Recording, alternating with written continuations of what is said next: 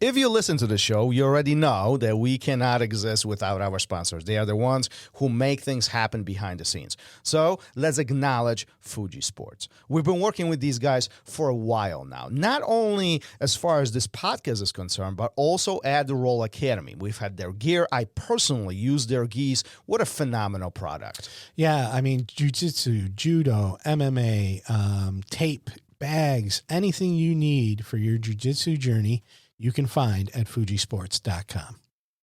Let's talk Roll TV. There's so much content on there. It's ridiculous at this point. But I think what is even more intriguing, as time went on during the project, we've been recording most of the events that were taking place here at Roll Academy. At this point, I mean, we have guys like Chris Howder, Armin Fati, Rafael Lovato Sr., and Pete the Greek. I mean, there are so many different events that we've kind of recorded it. Don't you think that's amazing? I mean, points of reflection and kind of going back for all the students to see what really happened and refresh their memory. Yeah, I think it's great, you know, being able to go back and look at all these high-level practitioners, Octavio Cudo, like one of the names you didn't mention. And I mean, just these guys that have been doing this for so long come in, teach these amazing seminars and workshops, and it's all recorded and there for you to watch. Yeah, absolutely. So if you want to get additional savings on all this, type in code ROLLRADIO at the coupon and get additional 30% off of your membership. Nice. Go to rollacademy.tv. What's up, everyone, and welcome back. If you haven't already, please remember to hit the like, share, subscribe, download, listen, or whatever other button there is, and leave us a review wherever you do listen. That ensures that we can continue bringing you the great guests and amazing content that you have come to expect. Today's guest is one of the most decorated competitors in jiu-jitsu. Along with an incredible jiu-jitsu career, she is also an accomplished MMA fighter in the One Championship organization. On this episode, Michelle Nicolini discusses her jiu-jitsu journey, training under Robert Drysdale, her triumphant return to jiu-jitsu after a long focus on MMA, and a ton more. Here's the Roll Radio with 8-time IBJJF world champion, 3-time Pan American champion, and 3-time Brazilian national champion, and IBJJF Hall of Fame member, Michelle Nicolini.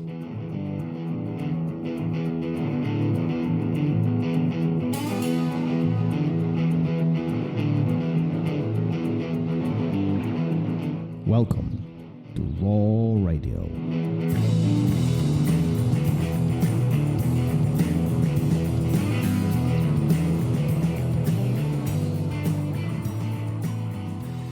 And we're live. Yeah, here we go. And another episode of 2023. Yep. And we are on the way with another amazing conversation. I hope so. Yeah, I just came back from Florida. You Yeah, I know, know. it's so freaking cold here. It's I don't know. It was nice having you gone. Is that what? Yeah, it it is? gets quiet. I can relax a little. Is that get what some it- work done? Oh, Yeah. Get some work done Uh-huh. or not do any work? I don't have something in my ear, buzzing in my ear every 5 minutes. I can actually do something I and see, get some stuff done. I'm appreciated to be around. I see. Sure. I see how it is. Yeah. But listen, this year, especially in this podcast, is unfolding it's starting quite well. Yes. The first guest, phenomenal. Second guest, not much less of that. I mean, another pioneer of Brazilian Jiu-Jitsu. Michelle, welcome. Thank you for being here. Thank you for hanging out with us and chatting with us. Many consider you as a female pioneer. You've been doing jiu-jitsu for a very, very long time, but a lot of people look up to you. I mean, you've been doing jiu-jitsu way back in the day. You know, and you know, do you feel like you have, you know, established this figure of female jiu-jitsu pioneer?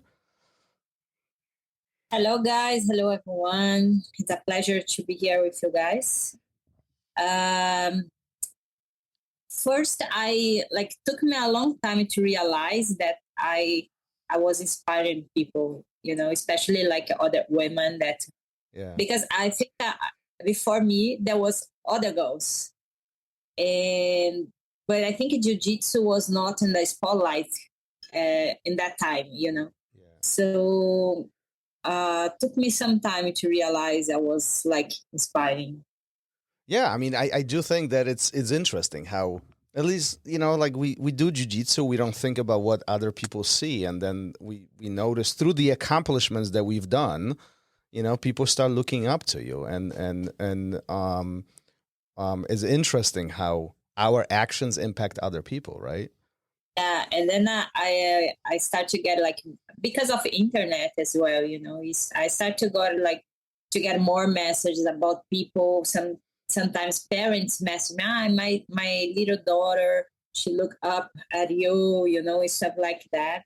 And then, maybe, something is like changing now. People start to see more BJJ, watch more the girls, the female scenario.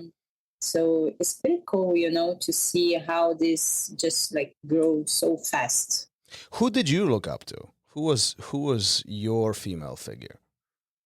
My female, I think, was Leca Vieira, Diana Lago, Hanette. Hanette was always there. And also Leticia Ribeiro. We end up having a fight later. Yeah. But at the beginning, she was there already with Leca, with the other girls before me. How did it all started for you? I know you started somewhere around 14, 15, right? No, 17 turning to 18. Oh, not really? So young.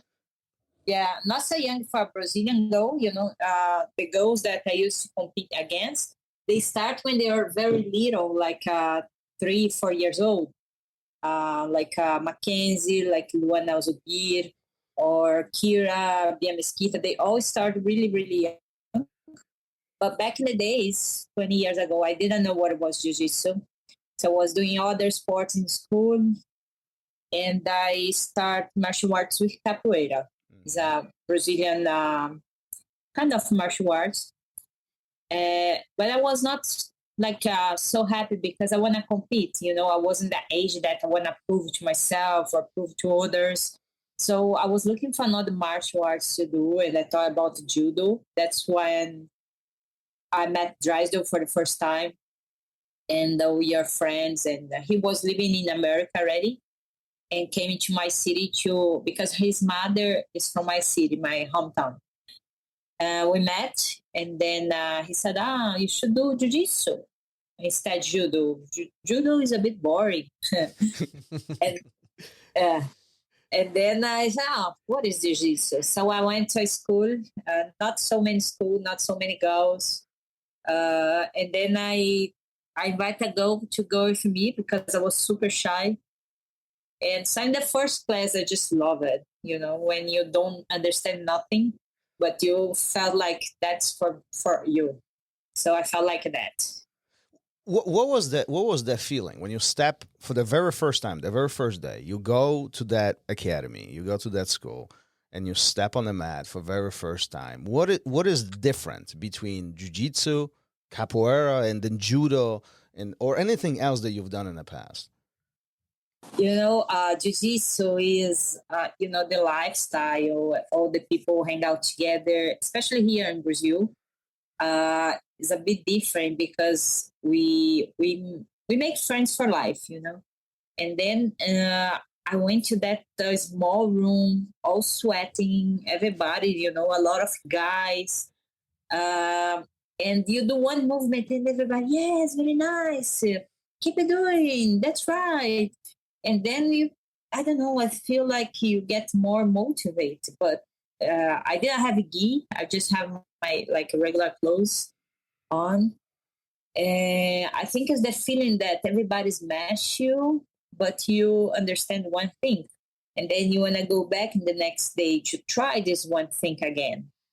Maybe tomorrow I have better chance against that person, And I think that was the feeling that always brought me back to the classes at the beginning. Did you have a lot of females at that time when you were starting? No. I invite a girlfriend to go with me because there was no other girls.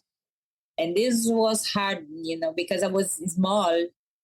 And I feel like... and then I had to understand that jiu-jitsu was not only about big sizes, not only for big people, because I was able to play. At least I thought I was playing with the guys, even like a small girl was. So being small was a big advantage. Well, I was just gonna say we had somebody sign up here at the academy last night who a female who was asking how many women trained here, and I was telling her, we have X amount of women that train here. So many show up to each class, and I asked her if she was going to if there would be any issues training with men, and she said, no, I understand it's a male dominated sport, and all I could think about was, this is 20, 30 years after certain people that we've talked to, and how different it is, but yet it's still male dominated. And I don't know how we can help grow the female student body. Do you think there's something we can do? I think it has been changing a lot. Today we see, I personally teach 2 women's class in different places every week. And I felt like they really enjoy to train each other, the girls. But back in the days, it was super hard to find this.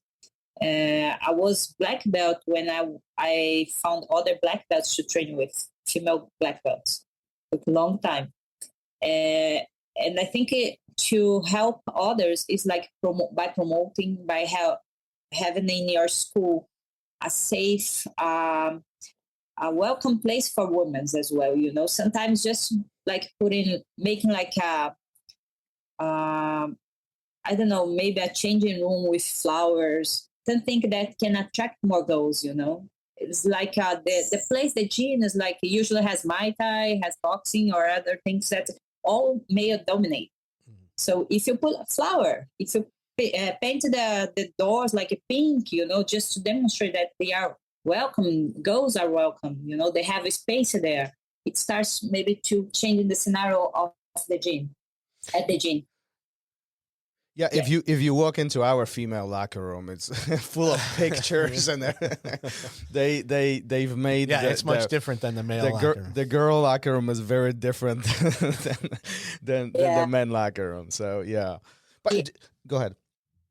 Yeah, and I think this makes difference. It's not all the places that is like yours, and I'm like appreciate that you guys take this care.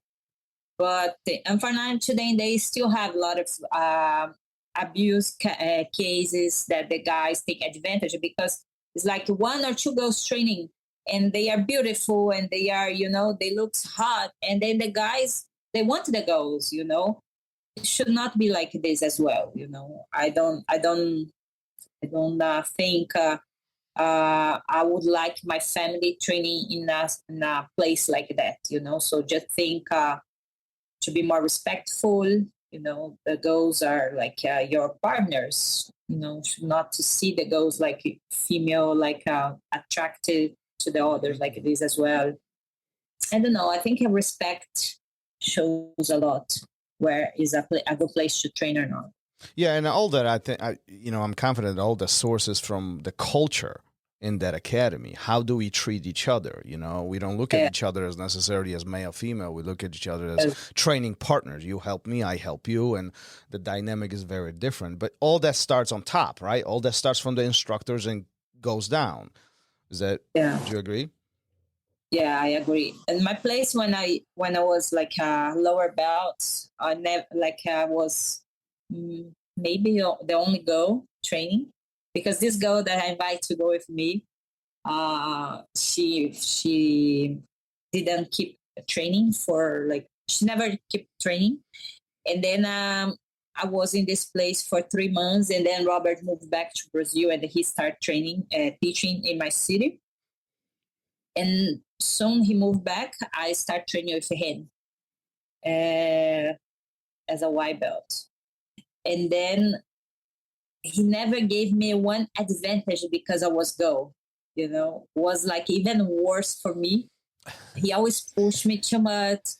Go to the office. We have to talk. If I get in trouble with other guys, always like very strict with me. Mm-hmm. Never gave me one advantage, but I think this was good because made me strong at. But back in the days, I didn't understand this. I wanna sometimes feel like I'm a girl, he should be more like I don't know, nicer maybe, but he was very strict. Like, no, not because you are a girl, you have to do this. You don't have a privilege. Okay. But I think the experience of the teachers, the coaches, also counts a lot. Well, so let me ask you this. What should be the right approach here, right? Because sometimes from the instructor perspective, especially if they are a male instructor, it's hard to maneuver through these things because one, most females are smaller than men. Like there's a physical difference, right? Two, you guys think differently. You're not right or wrong, but you just think differently, right? Female jiu-jitsu is very different than male jiu-jitsu, So for male instructors, sometimes it's difficult how to help women, how to help female students. Should the instructor be pushing them, or should they kind of let them, have their easier way? What do you think? Oh, I'm talking about my students nowadays. I have like many students, like girls, student, female. I let they do what I feel they wanted to do. Some of them I push a little bit more. Some other girls, they go just for talking. You can feel like I don't know if the guys, they have this feeling like when the girl has period, for example, they're more sensitive, so you slow down a little bit, let the girl stay there and do what she wants. I know they not, for example, my students, they're very respectful. I know they're not gonna sit down and take the phone and start talking during the class and things like that. But I kind of feel like when I can push them a little bit more, or if I feel like one other, say, take your time, do what you want, relax a bit, because it's like hormonal. Some days we are good, we want to be pushed, some others not. But I don't have like the right recipe, just have to pay attention on the signs that the girls always give, Yeah. I have one student, she's very emotional. So every month, I cannot say anything to her because she's like, not only me, but if someone goes a bit hard, she goes hard. But if someone goes in that day a bit hard, no, again. No, so it's a bit more drama, but it goes, and sometimes it's not our fault. I think it's also hormonal. Yeah, I think it's also the goals, though, right? Once you know your students a little bit, you know what their goals are, and if they want to compete, well, then they need to be pushed. If they are here just because that's where their friends are, or it's to get away from the family, that's a different scenario, and you treat them differently. Yeah, no, definitely. Yeah. Knowing your students is very important. When you look back, you were a white belt, blue belt, maybe a purple belt. You were the only girl. What was the hardest thing for you? I think training with big people, because when you're student, I was competitor. Mm-hmm. So that time I just want to win against everybody, except Drysdale because it was super hard. But the other guys, I want to compete with them. I didn't understand this point that they were strong, or because for me, if they use strength, was not fair. So I got angry all the time when I felt like they used too much strength against a small girl, So nowadays, as I train with lower belts or girls or small people, I also could understand that sometimes it's hard to hold a small girl, for example, because they move a lot, they fast, maybe they don't have the same strength, but they're super fast. So you have to make them stop using a bit more of your power, But back in the days, I didn't know this. So for me, I was comparing myself with the guys all the time. That was hard. Do you remember did you have like a one moment which, made you really frustrated? Like this is not working. Like this is hard, and why, because of the size you mentioned, everybody's stronger than you. But like, was there a point of frustration that really got to you? Yeah, I have a friend now. He's also black belt, and he started training for us. I think I was already blue belt, and he was just a little kid, like 8 years old. And then, 10, 11, when he was like 14, 15 years old, he was already bigger than I. Not bigger, but stronger. Like he was turning into a man. And before, I used to train super light with him. I used to win against him all the time. And his name is Bruno. And when he starts to be stronger than I, that was super frustrating for me. I never accepted that, Many times Robert felt that. And he made me go again with Bruno, go again with Bruno. I said, no way. And then now we super good friends nowadays, like brothers. But there was a time that our relationship was not so good. And there was one time as well that Robert made me go to the office, to his office, and he suspended me because we have all pairs, And then he said, Michelle, who you go with? I don't have someone. And then he said, you go with Bahia. Bahia was a super strong guy.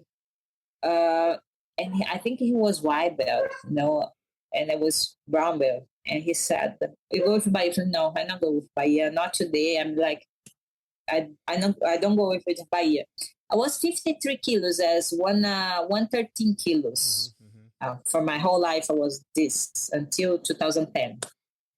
And then, you go with Bahia. I said, no, I don't go. And then we start to have a discussion on the mat. And I said, okay, you go out. 2 weeks suspended. Because I didn't go. So he was tough. So what did you think about that? You leave the gym, you got suspended. What's going in your mind? I was pissed, super angry. And I was working at the Jiu Jitsu, so I have to see Jiu Jitsu. I have to see all the people every day, and then he didn't allow me to. Did everybody know? Yeah. Yeah. Oh, because he did it on the mat, right? Yeah, of course they did. So what was your first time that you competed? Do you remember that day? Yes, before training with Droid, so I was still training in that club for 3 months. And then I was so excited to compete because I was looking for that in capoeira. And then I moved to Jiu-Jitsu, and the coach said, there's a competition that 2 weeks later after I start.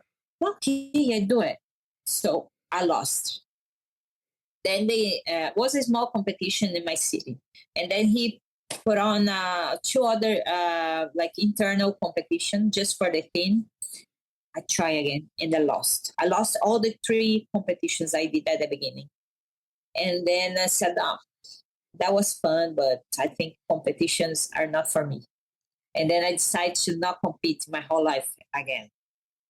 3 months later, I moved training with Drysdale.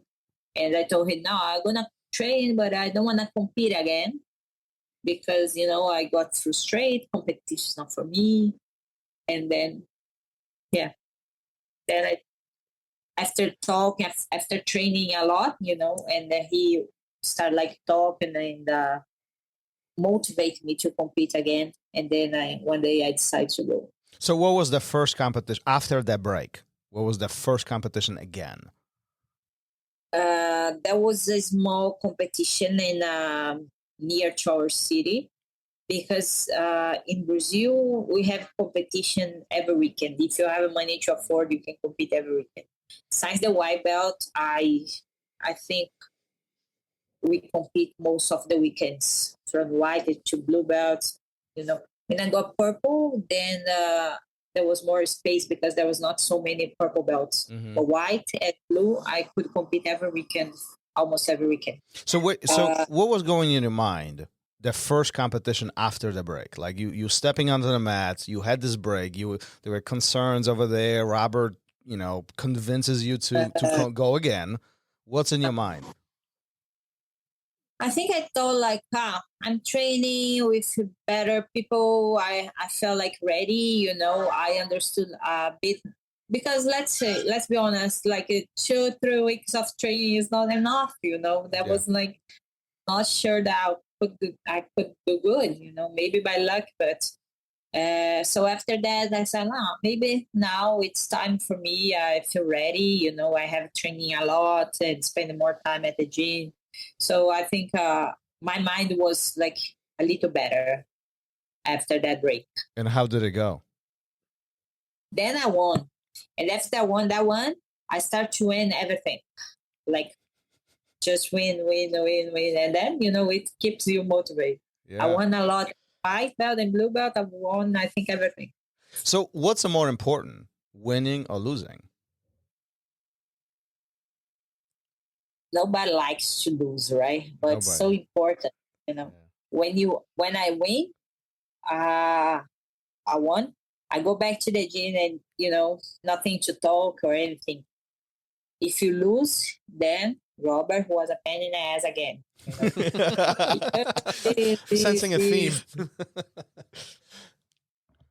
So every competition was a big license for us, If not only if I don't lose, other people at the gym they lose. So we always like keep studying, keep training on that mistake. What happened with So I think losing always give you better lessons. What was Robert telling you that he was such a pain in the ass? What was his message after you losing? You expose too much your arms. You have to learn to pass guard, something like that. Because I didn't like to pass guard. Mm-hmm. I just like to be on bottom. Mm-hmm. And was always like the same. You have to learn one takedown at least. You have to learn how to pass guard. But I was just a white belt, Was it always technical advice, or was it sometimes about your mindset? No, I remember. I don't remember exactly, but I think most like technical. Mm-hmm. So, go ahead. Well, I'm wondering, with all that being said, you're winning a lot. Robert is hard on you when you don't win. What was the best success for you? Do you have one match that it was just in your mind that you were so proud of?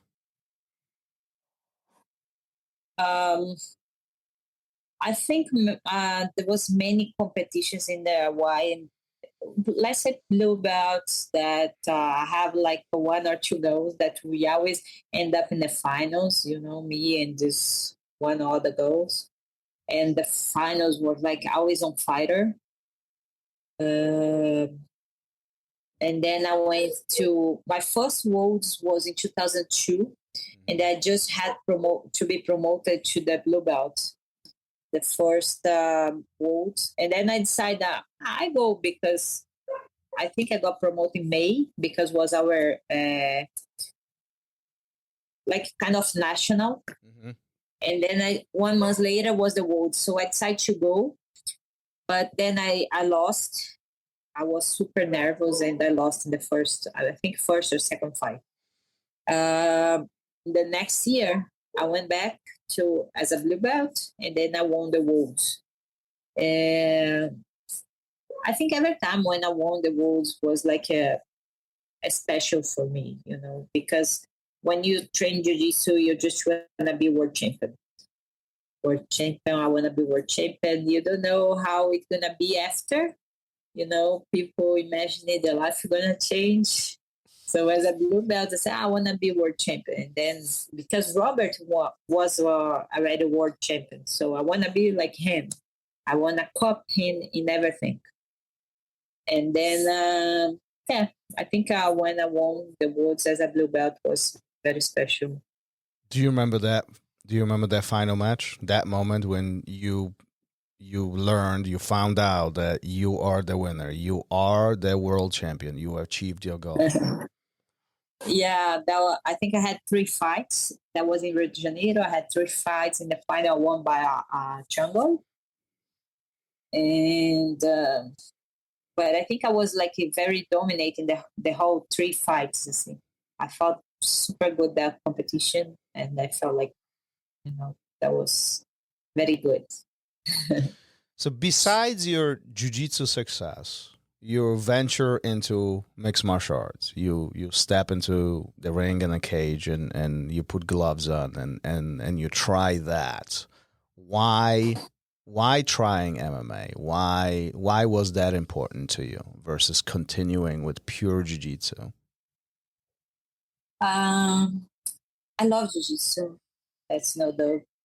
But when you're doing one thing I like challenge. That's why I started jiu-jitsu, because I want to challenge myself. So when I split from Drysdale, I moved back to Brazil in 2009, and then I think and then I was training in São Paulo, and 2010 I got the first invitation for MMA. That was right after the World, so I went back from US to Brazil, and someone messaged Cavaca, that was my coach at that time, and he said, if you have a girl that would like to fight MMA in Peru, there was a fight coming next like 2 weeks. And then Cavaca passed the message to me. I said, okay, why not? Doing nothing. Let's go. So I didn't worry about the money they would pay. I didn't worry if you're pro or not, the weight. I just said, okay, I go. And I have never trained Muay Thai or anything else. And I didn't like takedowns before. After a fight, I won the fight, that was in Peru. And then I felt like, wow, I like that. But for many years, jiu-jitsu was like my the priority, because pays my bills, man. So I couldn't stop training jiu-jitsu and focus on the MMA, because I have my bills. And then I keep training jiu-jitsu. In the between, I compete, and then if I have a break, I was doing some of Muay Thai. I start to pay attention more on the takedowns, on the wrestling.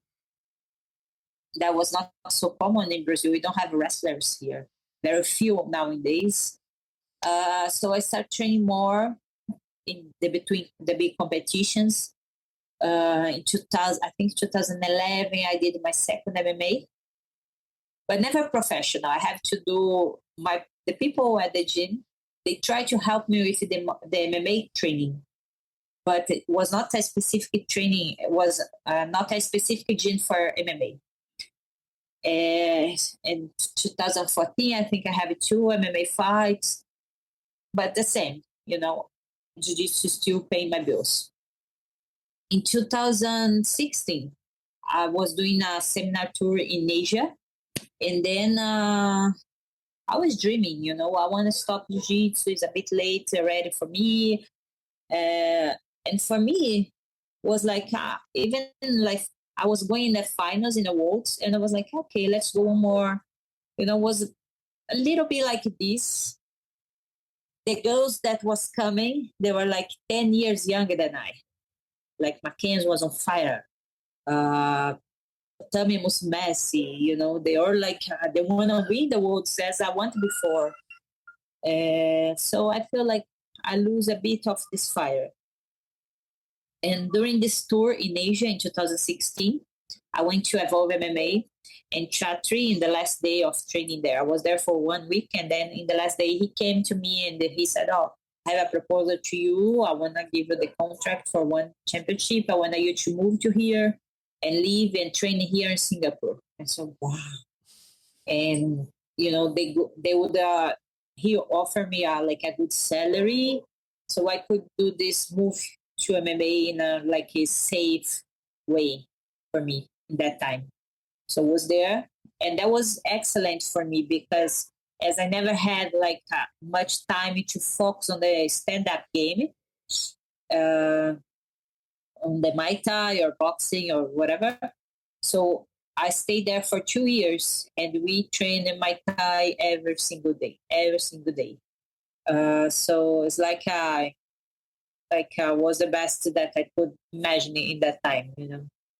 Do you feel like you were starting from the beginning? Because obviously you are an expert in jiu-jitsu. Like, this is what you do, right? But boxing, Muay Thai, wrestling, you know, even just mixing them and MMA itself is like almost a different sport, right? The rules are different. Did you feel like you were starting from the very beginning, like almost from the white belt?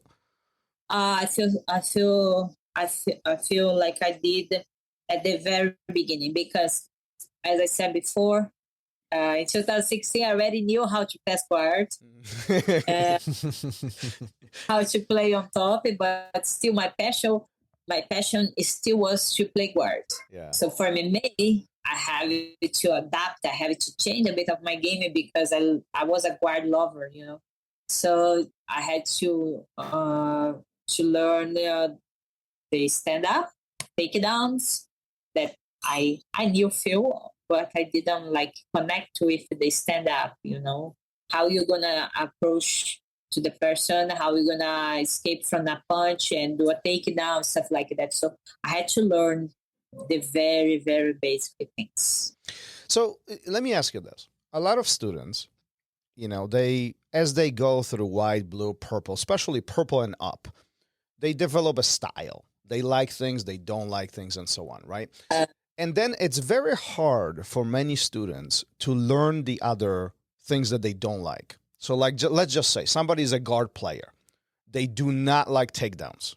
They don't learn takedowns at all. They ignore them for years and years and years. And then as you get, you know, purple, brown, even black belts, some don't even want to touch them, but they have to. They have to. We need to know that stuff, right? What advice do you give students to train the things that they don't like, the things that they are not good at? This is so hard for many.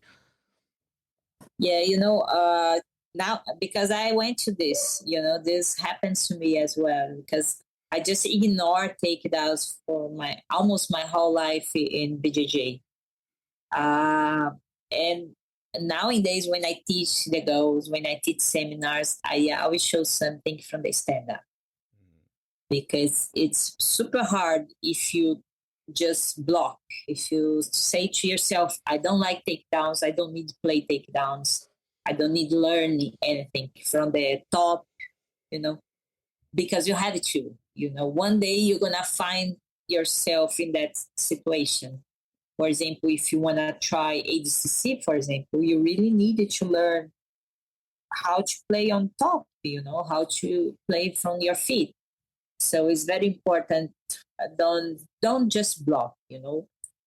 There is thousands of takedowns. One or other, you may like it. So keep trying at least once a week. Try something different.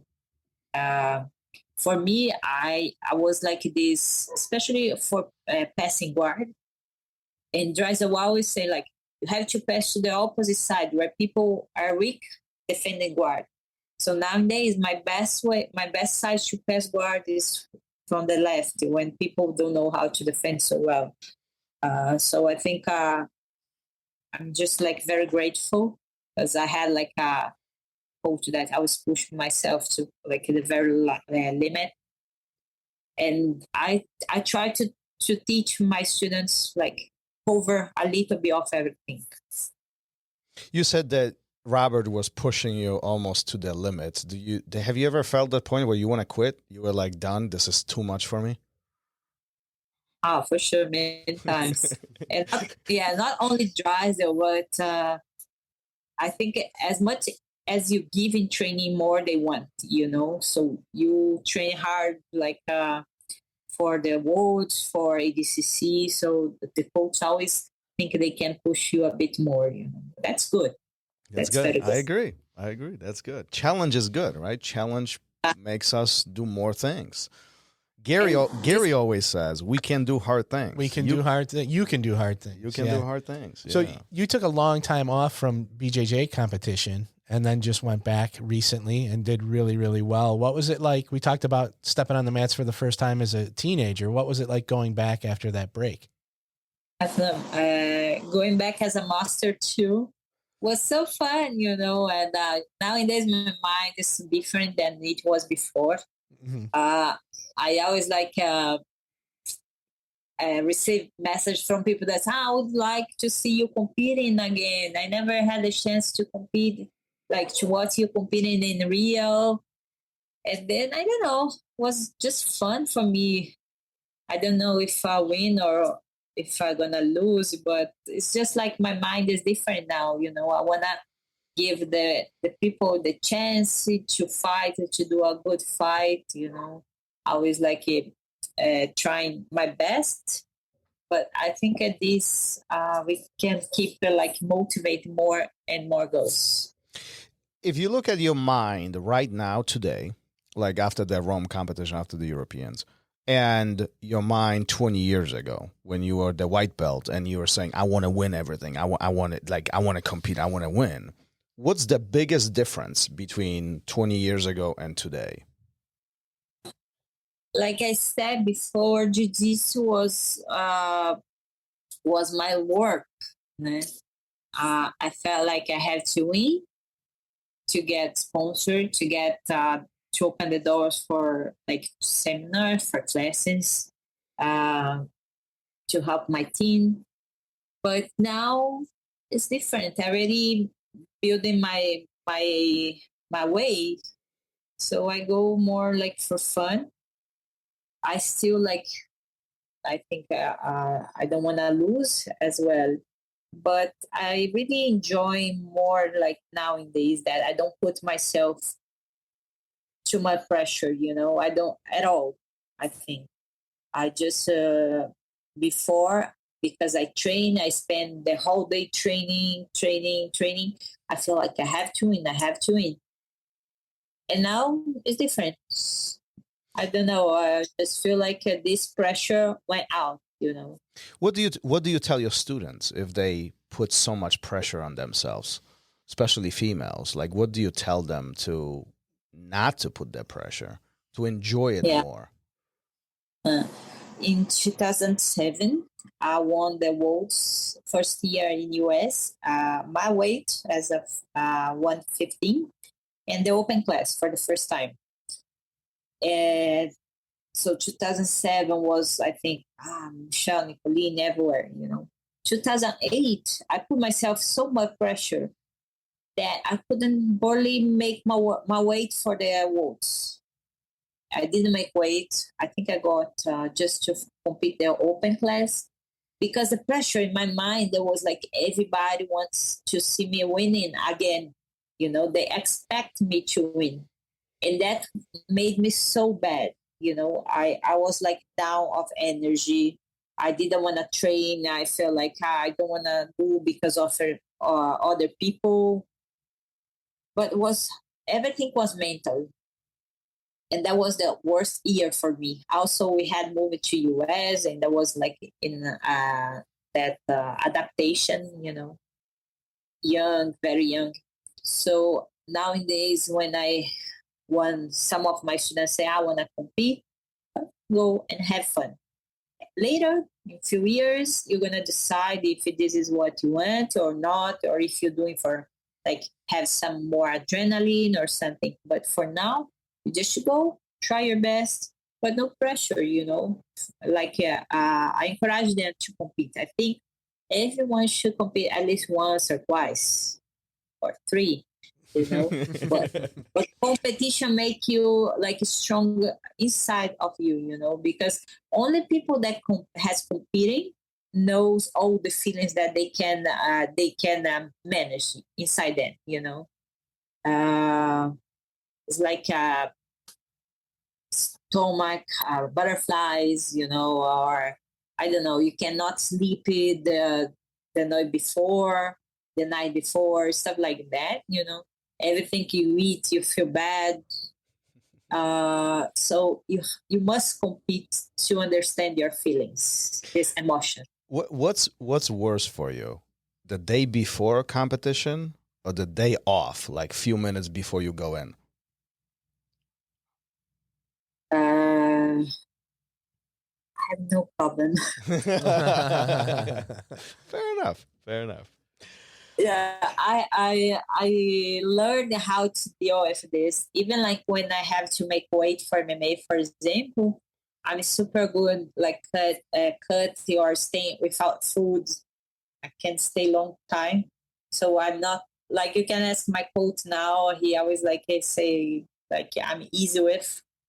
Also, I sleep very well, but I have like hard time. I think the night before, if I'm in the final next day, maybe that would be worse for me. Yeah, that's the hard one. Yeah. To sleep, you feel like tomorrow at this time I'll be fighting, something like that. I don't know. Yeah. It's always interesting how the big moment coming up, right? That's where our mind is going. There's a lot going on in there. Like even for MMA or Jiu Jitsu, that I remember like I really enjoy the moment I'm about to step on the mat or on the cage, because I feel like you're ready. I have done everything, and that is so amazing for me. I can sing, I can go, I can smile, It's the moment I have like, oh, finally. Because when you do like a tough camp, for example, like 2-3 months, you just want the day of the fight to come soon, like praying for that day. And I really like the 5 minutes or like on the day that you step on the mat. That's the best one, huh? Yeah. You competed everywhere. I mean, you competed in the U.S. a lot, but you competed in Portugal, in Italy, obviously in Brazil. You train, do seminars everywhere. Where is the place that sticks out the most? Where's your favorite place for jiu-jitsu? Is it Europe? Is it U.S.? Is it Brazil? Come on, tell us. I cannot say this. People always ask, where would you? I don't have my own school, and they always ask, where you want to open your school? Where's your favorite place? I cannot say this. I really like all the places that I have been. Some places is not for me like to live, but I'm very lucky that I always like it. I think I've been in the best places. I don't know, competitions everywhere. I don't have any bad memories about places.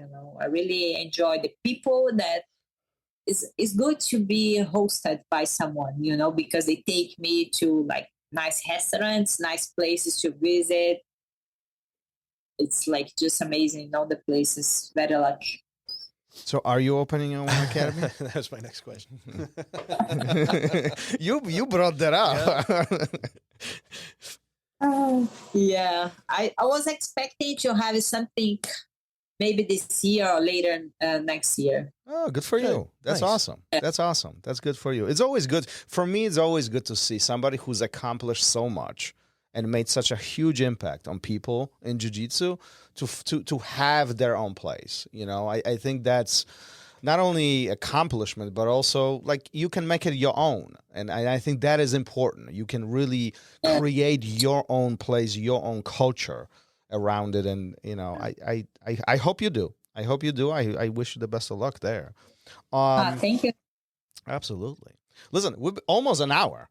But before we wrap this up, what we do at the end of every episode, our previous guest asked a question, and he didn't know that you will be answering that question. So it was kind of a surprise for him, right? So Gary is going to ask you the question. Let's see where this is going to go. Yeah, so this is from Nick Albin. This is Chewy's question. And he wants Nick Albin, Chewy, he's Jiu Jitsu on YouTube, yeah. He wants to know what benefits does new school jiu-jitsu have over old school jiu-jitsu and vice versa? So. First of all, before you answer, are you old school jiu-jitsu or you new school jiu-jitsu? Old school. Old school. That's right. That's right. Look at her. She's frowning at you when she said that. I'm too. old school. I listen. I'm just old. I like old school jiu-jitsu. Anyway, I'm an old school jiu-jitsu that we play lapel guard. We play a kind of berimbolo like 10, 15 years ago, but that was not named as today, Yeah. Mm-hmm. But and other day I was watching some Leozinho's Vieira like old videos or something, and he was already playing these. I remember in 2009 I played a lot lapel guard. Yeah. And it was annoying at the time, and my friends in the club, they didn't like it. But then I think I stopped to play that lapel guard. But I consider I'm totally like old school. I think the new generation or the new school is very it's a compliment to the old school jiu-jitsu. They came to, and I think it's very important. The new generation now is creating new things, that make us keep in the studying, keep working a lot in jiu-jitsu. We cannot stop in any kind of profession. You cannot stop training or studying, and I think one always gonna complement the other. There is not better or worse, or good ones. Just like, and I don't play too much, for example, berimbolo, but I have to know that, to defend or to teach my students, But for sure, I teach first the techniques that I use most. And then we go like slowly, we go to the others. But I really enjoy some like good new players with this new movements nowadays. And they are very precise with the techniques. They do the same, and it's always good. I enjoy to watch as well. Yeah, no, definitely. And like I when I look at jiu-jitsu, it's like almost like waves. Things come and then they disappear, and then somebody else years later brings them up. And you even talked about like playing lapel guard way back in mid 2000s. It was. I don't know. Do you think that jiu-jitsu has like new things, or is it just the old things that come back? I think the old things that come back, and they have like, they add more details, they add more movements, This make everything looks new. But I think we had the movements before. We had Elio Grace had the movements before, and we didn't know so many, And then we keep like training, you keep creating, developing, one by one or small things every time, and then you create this leg of jiu-jitsu, this bunch of techniques. I love it. I love it. Michelle, before we finish this up, before we wrap this up, if anybody wants to connect with you, if anybody wants to, connect with you and chat with you, are you on website, social media? Where can people find you?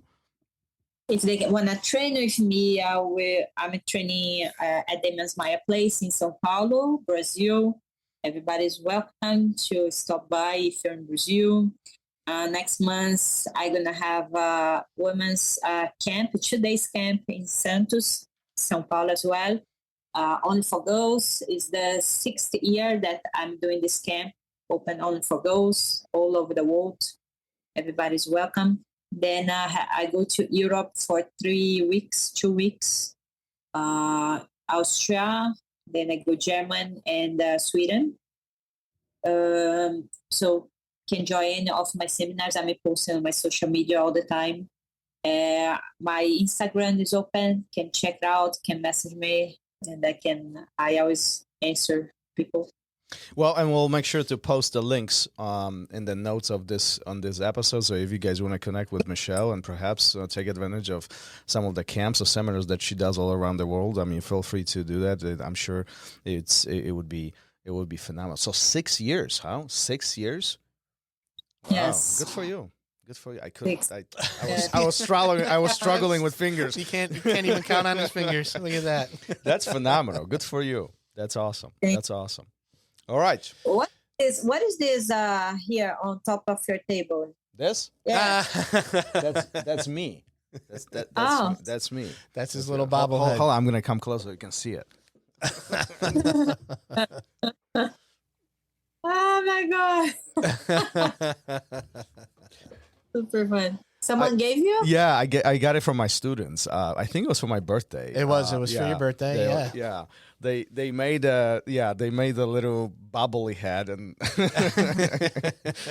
Gary makes fun of me. It looks just like you, only younger. Only younger, without the gray hair. Yeah. All right. Well, Michelle, thank you for being here. Thank you for spending last hour with us, chatting with us, and sharing your story. What an amazing story. Very inspirational. And the impact you make on jiu-jitsu, particularly on female jiu-jitsu, well, it's greatly appreciated. And I hope that within next year, we'll see Michelle Nicolini Jiu-Jitsu Academy somewhere. Mm-hmm. Yeah, for sure. So thank you guys for insist with me, that was a pleasure to be here and talking. That was super light chat. Thank you for making me feel like home. Wow, beautiful. Thank you. Absolutely. Thank you. Absolutely. All right, are we all done? Yeah, let's all done. Let's wrap this up. All right. Thank you We'll so see you much. soon. Bye-bye. Yeah, bye. Thank you for listening to Raw Radio. If you enjoyed the show, don't forget to leave us a review and help us make the show even more amazing. For future episodes, check out our website and follow us on all major podcast platforms. Take care.